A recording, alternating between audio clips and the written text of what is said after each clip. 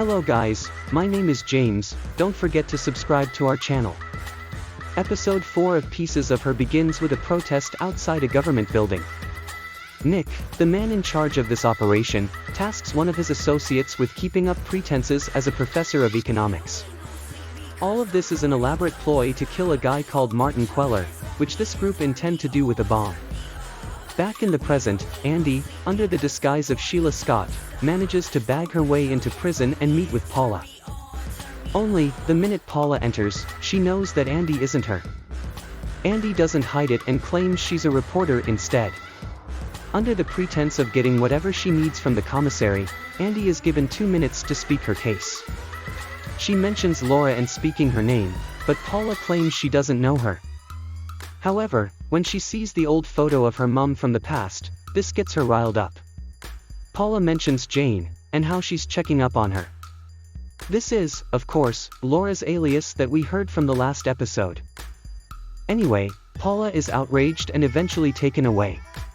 Given Paula mentioned the name Queller, it gives Andy her next point of contact. Specifically, she finds Jasper Queller and begins searching through his book for clues. Interestingly, there are passages in there regarding Jane vanishing after the death of her father. There's also mention of someone called Andrew suddenly dying and Jasper being the last Queller left standing. Photos reinforce what you may be thinking, showing a young Laura presumably part of the Queller family in the past. However, Andy is followed by Jack, leading to her outsmarting him down an alleyway and managing to hold a gun up to him. She wants answers, and after taking his gun, learns that he's a cop. Specifically, he's a U.S. Marshal known as Michael Vargas. And he also works in witness protection. As they sit at a diner, Andy questions Michael's story while still holding a gun up to him. The thing is, not one person bats an eyelid to him being at gunpoint, regardless of how well hidden it is under the table and to his back. Anyway, Michael admits she's been in witness protection her whole life. Andy tries to bargain with him, wanting to get into Jasper Queller's fundraiser.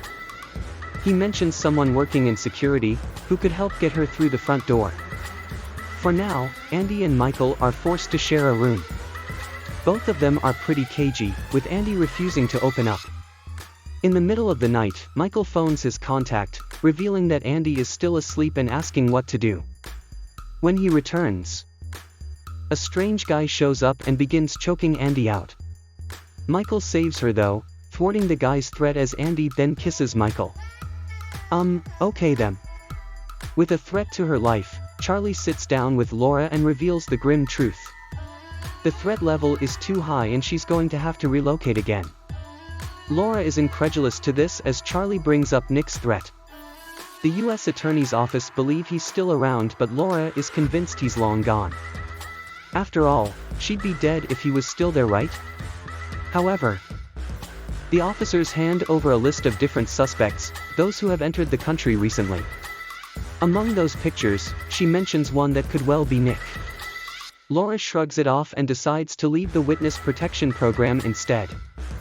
Flashbacks reveal more about what's going on, and specifically how Laura, Jane, managed to organize a meet with Nick, who didn't fit in with the other graduates at university. She was immediately drawn to him.